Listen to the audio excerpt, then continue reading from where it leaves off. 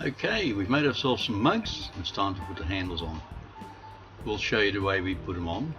Probably a little bit different than most people. Prior to doing that, we'll have to turn them first.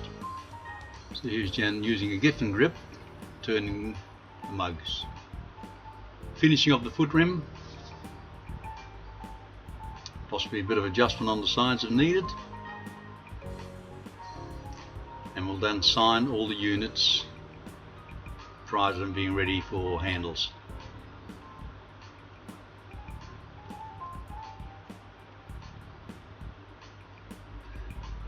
In the meantime, we'll have extruded a coil of clay or rolled out a coil of clay, and I'll cut those into equal parts. And what we'll do is we'll make up some wedges.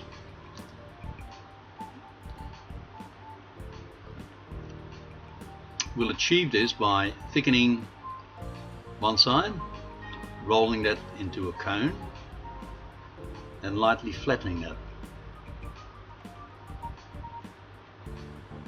We have a wedge.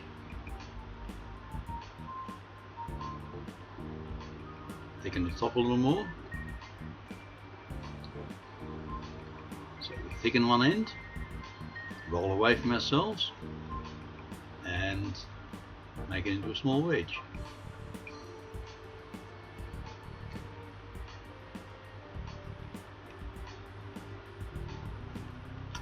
We also slightly concave the top of the wedge.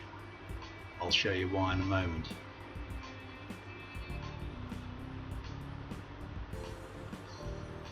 Rolling away with the hand like that forms a lovely little cone.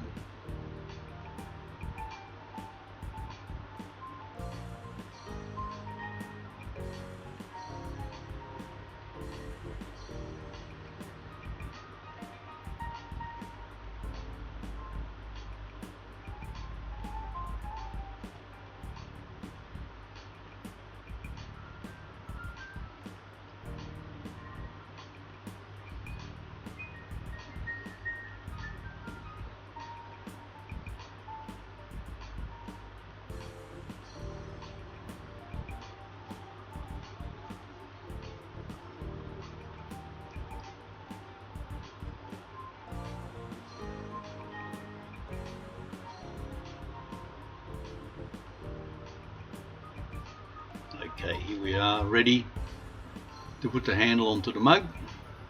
Now we use water, nothing else. We don't use slip, we don't score. See a little concave on the end, that little wedge there? You're going to wipe it against the mug so it sucks onto it. Well supported inside. Thumb pushes hard up against the finger on the inside, and the forefinger on the outside does those ends.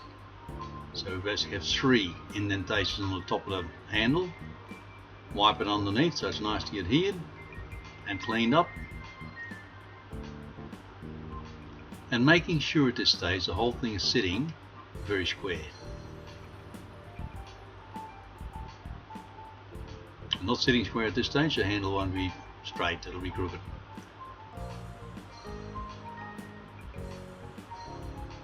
Okay, we're ready to pull the handle.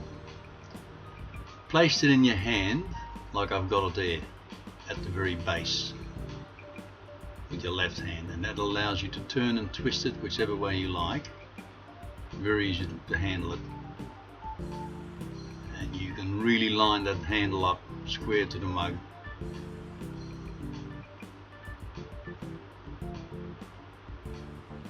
So let it drape, down we come, and press it hard onto the bottom of the mug.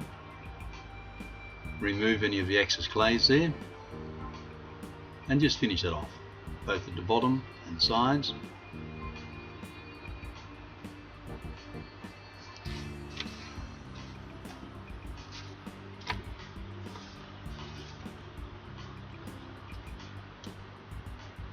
Just water, nothing else. Mugs I'm using at the moment are a wide base mug we sometimes call a chef's mug. As opposed to having a narrow little foot, it's got a fairly wide one, easy to use on ships and boats around here. Well supported inside. Press it nice and hard with your thumb, let it suck on, clean the inside. And what we're basically looking for in the handle is a question mark. Grab it at the back again. I wet my hands. Some people wet the actual plug, the handle itself. I find it easier to do it this way. Bit of movement there, fix it up, and you can pull that handle as long or as thin, whatever you like. Your choice, your handle. And line it up nicely, all nice and square. Press into the bottom, take away the excess. And when you look side on, you look like you've got a little question mark. It's okay, what are we after? A handle has to do what? Do the job. It's got to look good. It's got to feel good. So practicality, aesthetics, and pleasing to hold.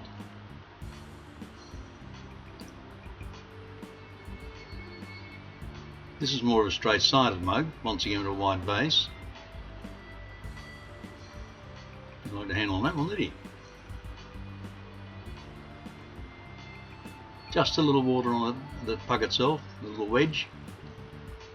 Wipe it on, let it suck onto it, well supported inside, and I'll guarantee you they'll never fall off.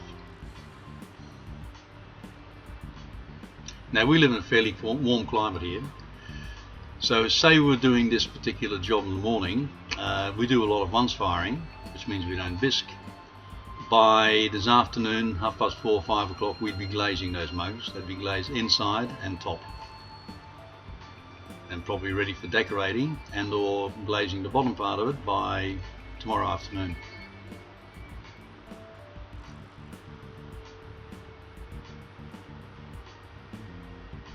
You shape that handle the way you like it.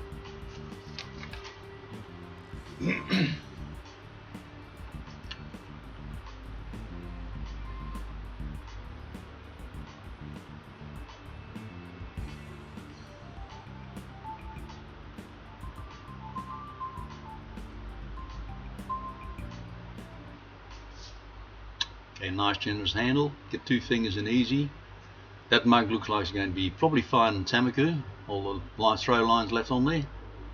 And I think it's time for me to go and have a cup of tea. Thanks for watching. We'll do some gobblers in the next edition.